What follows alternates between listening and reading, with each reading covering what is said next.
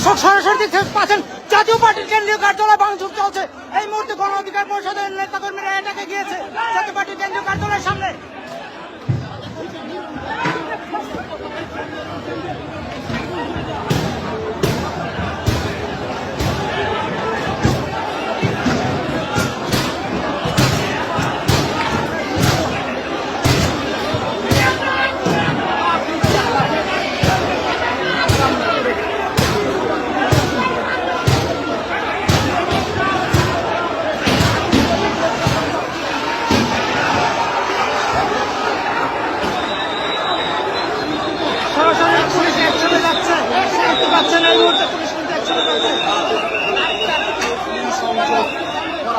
জাতীয় পার্টির কার্যালয় কিন্তু এই মুহূর্তে আগুন লাগিয়ে দিয়েছে, তারপর পরে কিন্তু পুলিশ ভিতরে প্রবেশ করেছে।